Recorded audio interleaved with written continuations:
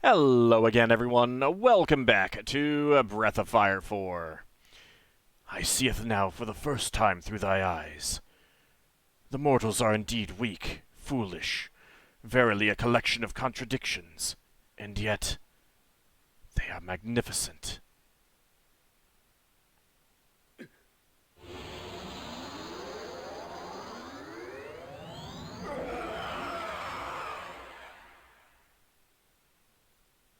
Hey, Ald went Super Saiyan.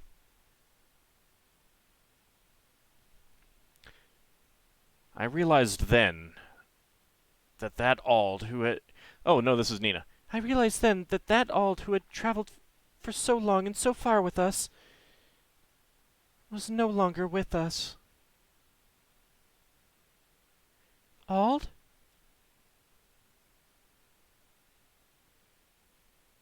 But at the same time,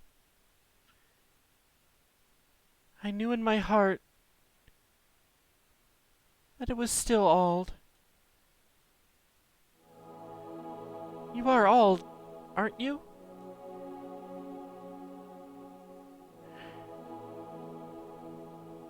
Yes, Nina. I am Ald, but I am also Fou-Lu. Ah, he's not silent anymore. So what next? What's going to happen to the world now? I understand now that what Fou-Lu was trying to tell me.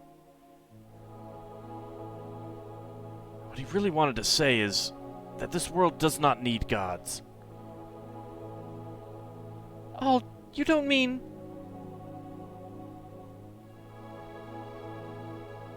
That is why I'm going to cast them out.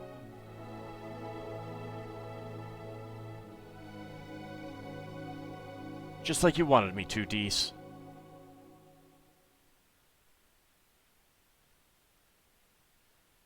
Ald said he was going to cast out the gods.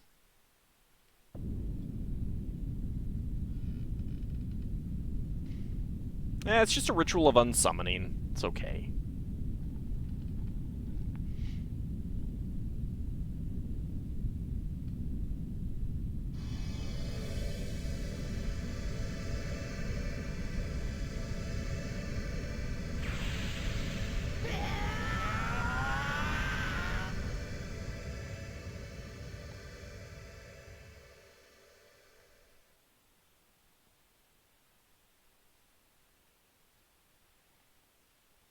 And Ald exploded.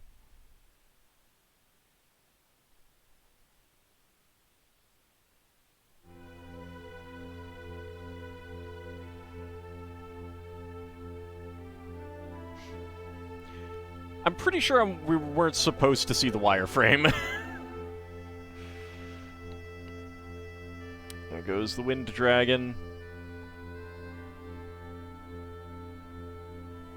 And the Mud Dragon.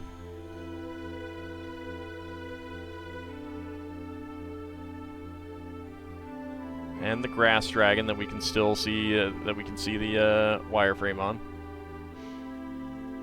Just a little minor emulation glitch.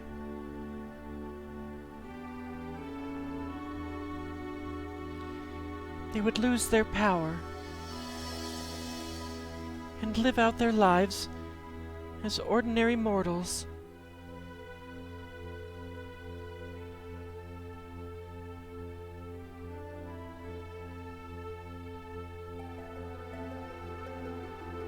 One of those is going to the Sea Dragon, probably the other going to the Rock or the Tree Dragon?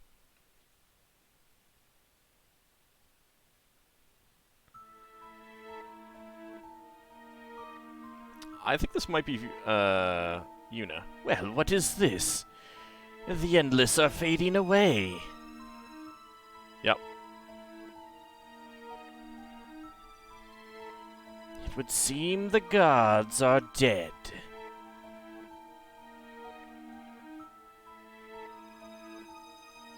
But we needn't worry about that. I can make as many gods as we want or need.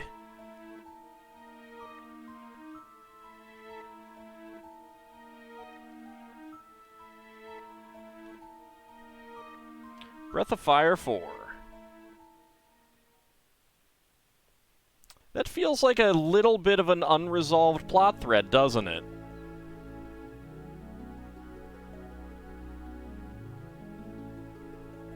Well, I'm gonna live out the rest of my life as immortal. What about Dees?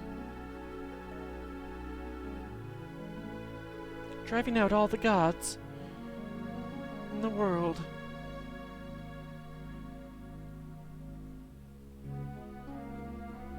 That's a pretty... Oh, I think that might be Dees. That's a pretty radical solution.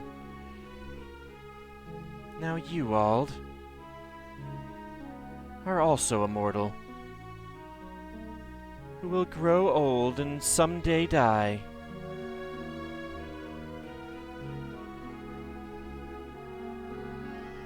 Aww, but Auld gets to be with Nina. Me? Oh, I decided I'd stick around.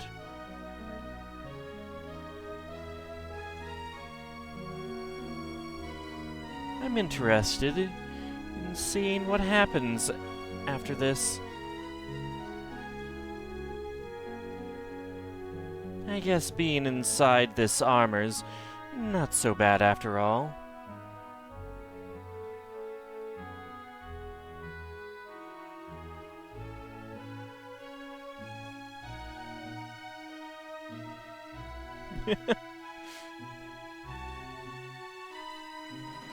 Kinda wish I knew what Urshan had said there. Nina probably was protesting too much. Hey, it's the bard. The dragons leave us. The end of an age is upon us.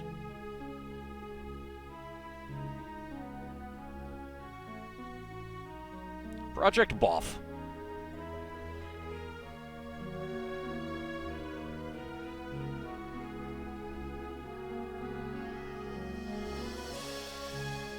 The Empire is finished. But there is still work to be done here. Aw, Ursula's staying behind. You mean this is goodbye then, Ursula?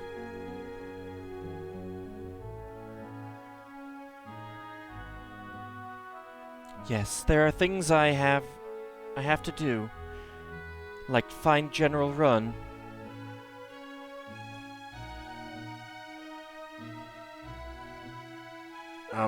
Ursula?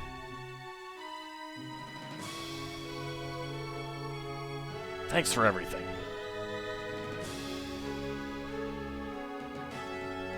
Well, I was only doing my duty. As...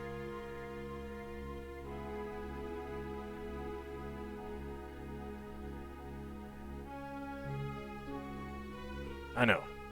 Still, we're allies. We're allies now, not enemies. Right?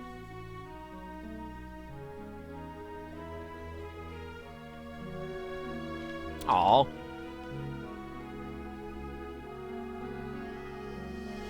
Even though this was the first we had heard of this terrible event, somehow I had the strangest feeling.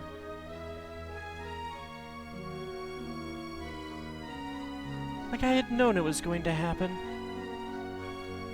I'm not sure who is talking or what they're talking about. What if the gods, the being that guide and shape our world, were to disappear? I don't know the answer to that. I'm just assuming it's Nina. But there's one thing I do know.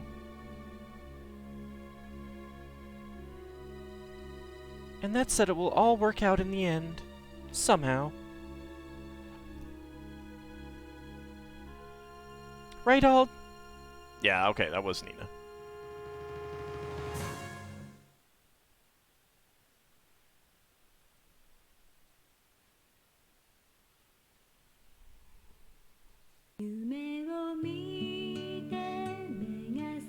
And it's still in Japanese.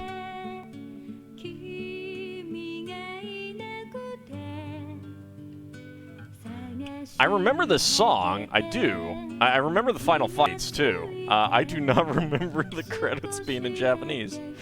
Well.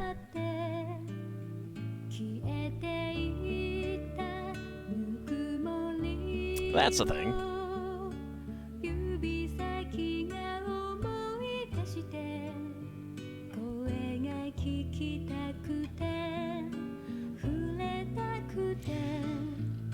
So overall, Breath of Fire 3 is still my favorite of the Breath of Fires, but I would say that Breath of Fire 4 has the best storyline.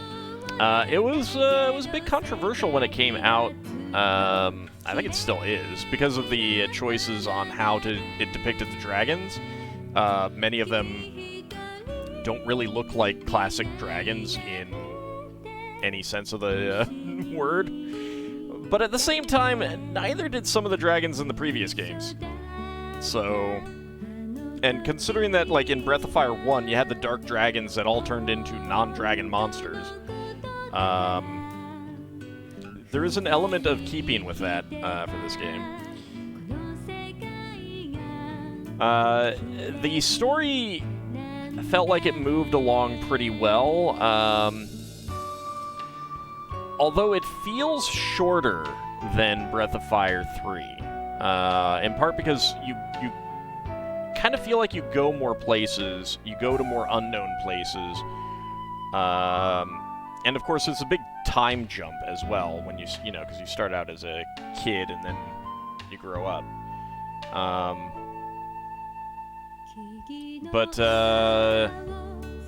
Yeah, I mean, overall, I would definitely say that this is the best of the four in terms of storyline and things like that. But Breath of Fire 3 is still my favorite. It holds a special place in my heart. Because it has Momo, and, I mean, there's more to it than that. Momo, very much a favorite character of mine from so many different games.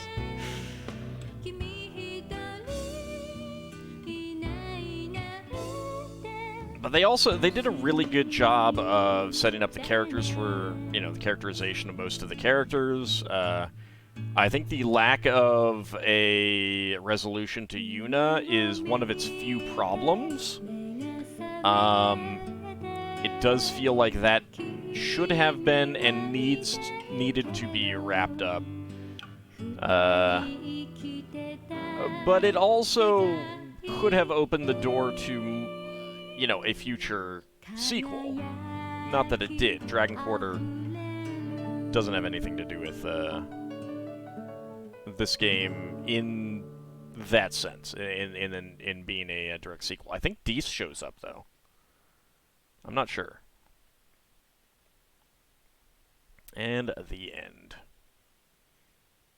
But it's not quite the end.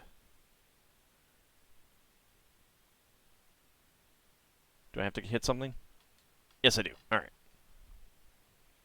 Thank you for playing. Oh, that is lovely art. I do not remember that. Encounters, 863. Max hits combo, 70. Max damage, 24,295. Fishing points, 5,229. Fairies, 20. Game points, 15,844. By no means was this a perfect gameplay or even, like, as good as it could have been.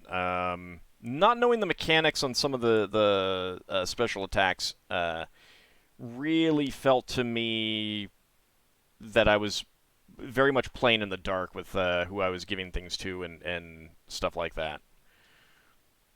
Thank you for playing Breath of Fire 4. You can save this game data and continue playing from before the last battle. Do you want to save this game data? I do. So I should have stolen, because I thought I was just going to get it, because we got the armor. But I should have stolen the Royal Sword from AuldDragon. I did not, so we will not have that in the clear data. But let's load in and see what we have going on there.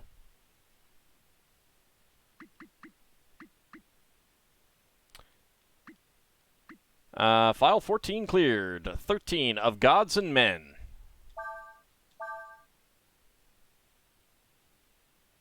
I don't know if that's specifically the post-game title, chapter title, or if that's what it becomes when you get to Fou-Lu. However, let's see.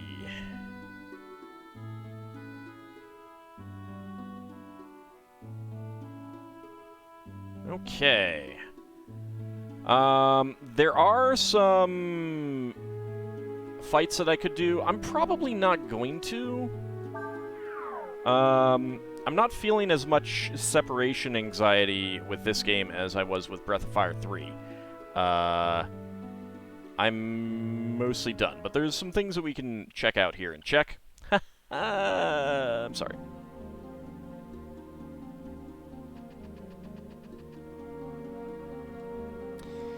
Great and powerful Yorae Dragon. If you're looking for the Abbess, she is in her quarters.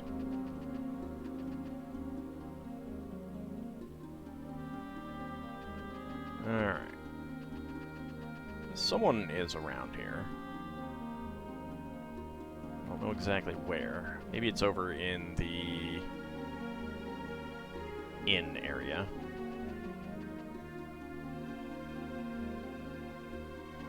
Excuse me.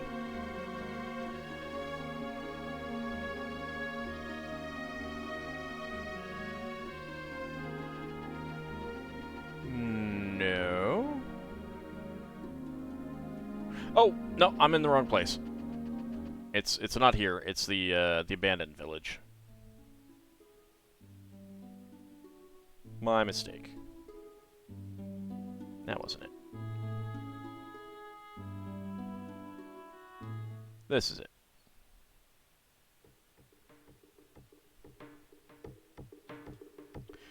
Also, we did get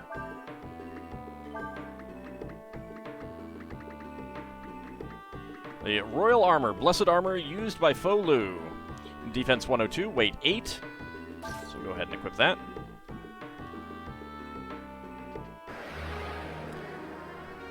Yeah, I need to grind up levels a lot more to take these guys out. I am not going to, though.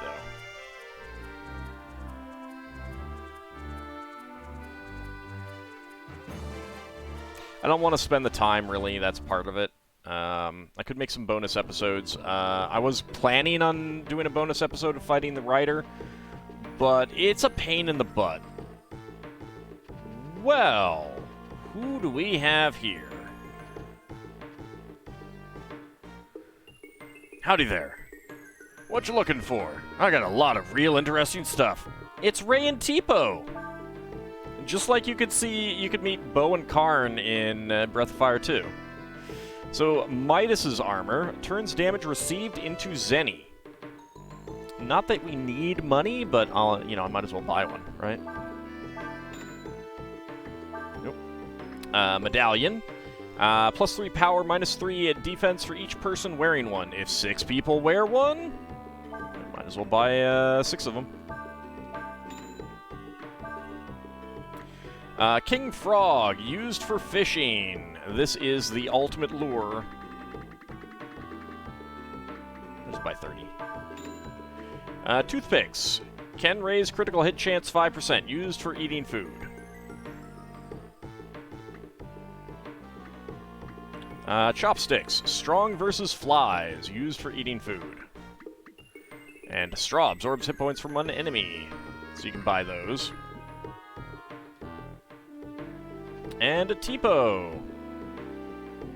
Here, I won't be able to sell this anyway, so I'll let you have it. You got Rusted Sword. Don't that just beat all? We'll never make any money if you just give things away, Tipo.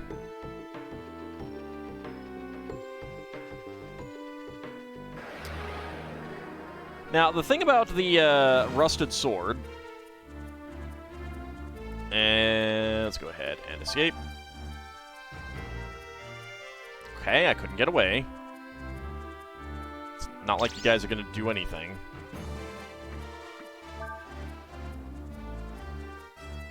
Okay, still can't get away. Trunk has been refreshed.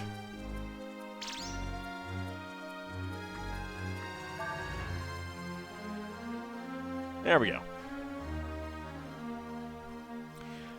So also, if you missed the guy in Ludia who will upgrade your treasure, there would be someone here who would do that. And then you could go finish out the treasure trading mini, side quest and get the rest of the skills from Marlock.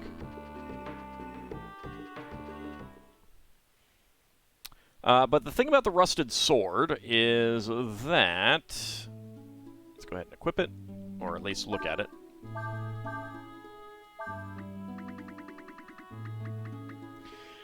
Powers up after 1,000 kills. Yeah, if you manage to use it, if you use it to take out 1,000 enemies, it becomes the Slayer. I don't know exactly how good that is. Let me actually take a quick look.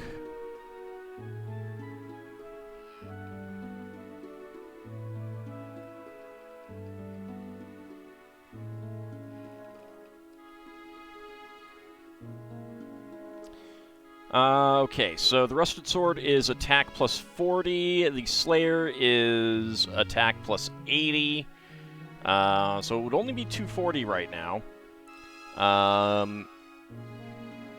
It has +1 hits, and the description says, a powerful sword, but sometimes hits your party members. Only Ryu can equip it, or Auld in this case. Skias cannot.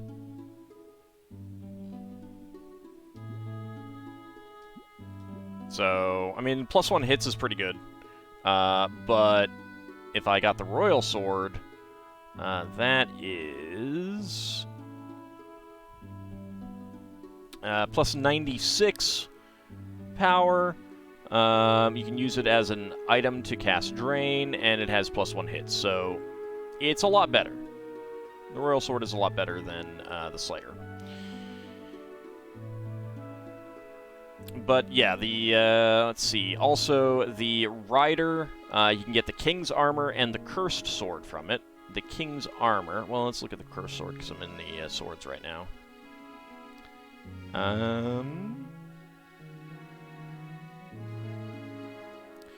Plus 90 power, damage based on remaining hit points. So if you're... I imagine if you're really low on hit points, that's when it does a lot more damage. So that could be a... I'm sure there's a technique for using that to eliminate certain enemies and stuff like that. Then the Royal... No, the King's Armor.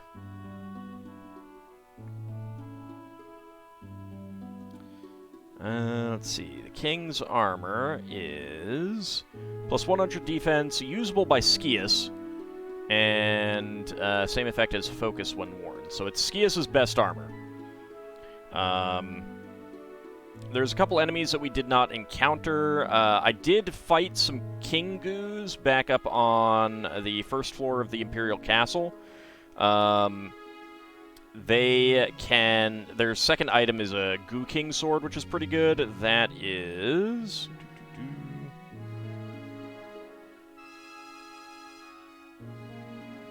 Wrong list there. Plus 152 power, only usable by Auld. There are some very, very good pieces of equipment that you can get, but again, part of the problem is that the drop rate in this game is just so awful, even with Charm, that it just takes way too long to get some of these items. So that's one of the reasons why I'm not going to go out of my way and get those things.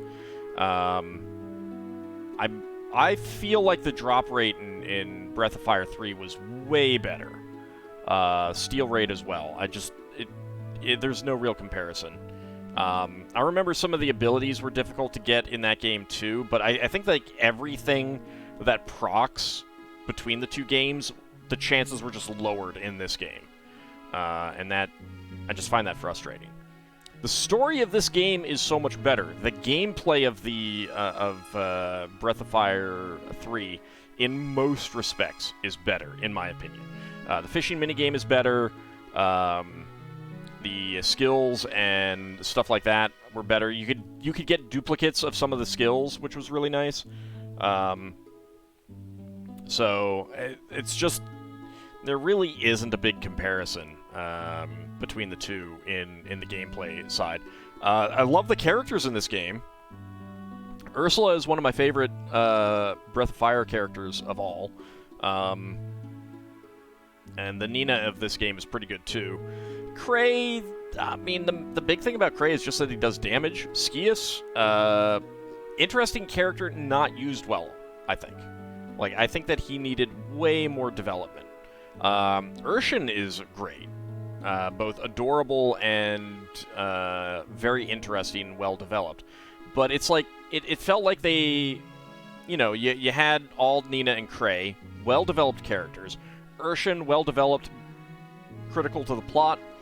Ursula, they knew they wanted, one of the quote-unquote enemies to join you, and they did a good job making her interesting. And then it's like, well, who do we have as the sixth party member? I don't know. I guess we'll just do this guy who's like, standard samurai. So, I would have loved if there had been, like, he has no backstory. He has no real development other than, like, he seemed to like the Saldine Island, and he does clearly have a sense of honor. But other than that, it's like, what's his history? Can we get some side quests related to him? Could he have a specific quest that we need to do to complete the game, kind of thing? And he has got nothing of that. None of that. They should have put something like that in. But yeah, so my feelings on this game are very positive, but also very mixed. If that makes any sense. I don't know how else to put it. There are so many things that the game does well that a game needs to do well to be a good game, and then there are just some other things that the game doesn't do well that it doesn't need to do well to be a good game. Because the game is good. But it's just, I cannot help but compare certain elements to Breath of Fire 3 and be like, but it was better then. So, I love the combo magic. I love the combo meter and being able to get the combos. That was really cool. That's a great mechanic. I just wish it would not, like, occasionally fail. Like, I feel like the only reason those should ever fail is because an enemy moves in between you. If you're moving after the enemies, don't have it ever not combo. I don't like that there's just a chance for it to combo that seems to be up around 80 or 90%, but then occasionally fails. So, I don't know. But there are some enemies that we did not see. There's a Titan that I did fight in the castle. It loses its club after one round, and it has 12,000 hit points, so I did not get the club, but I think I already have it. Yeah, so I already got it. It can drop Earthbreaker, so there's that.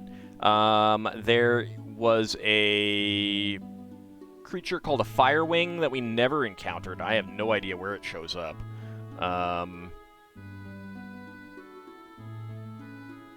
But I think we mostly fought everything else. I did not get the Warder's armor that I'm pretty sure is the best armor for Nina. What else? There's a robot. I thought it was in the Imperial Castle, but one of my facts says that it's in Fou-Lu's tomb. I could go back and check, double check. It has 10,000 hit points. It's immune to all damage on the first 2 rounds and then flees on the 3rd round. You can get the best weapon for Urshan from it, and you can steal the best weapon from Urshan on it, so it's the first item, and the second item is the best armor for Urshan. But again, like, given the item drop rate and steal rates in this game, I don't care. I don't care at this point. So yeah, that's mostly it. The Treants have a good weapon for Cray, I think. And then there's Trunks. One of them has 60,000 hit points, and one of them has 30,000 hit points. Both of them regain half their hit points every round, and they look the same. I'm not sure which one is which, but they're all in that abandoned village. But, yeah, it's a challenge to defeat them. There are strategies for it, but I don't really want to do that. I love this game. I really do, despite my complaints about it. Not quite as much as Breath of Fire 3, but I do love this game. But at the same time, the things that I don't love about this game are the things that are related specifically to trying to go after these enemies. So I'm not going to. Sorry to say. And I think I mostly got all of the dragons shown off and everything like that, so I don't think we need to do an extra video of that. So I think that's going to wrap up Breath of Fire 4. I hope you guys have enjoyed it. I certainly have. It has been a lot of fun to play, despite my frustrations and complaints about the game. It is a very good game. Definitely has the best story of all of the Breath of Fire games, in my opinion. But there's just some little annoyances that really annoy me. Not enough to, like, take the fun out of getting through the game, but does take the fun out of doing extra stuff in the game. So, that's going to be it. Thank you all for watching. See you in the next Let's Play.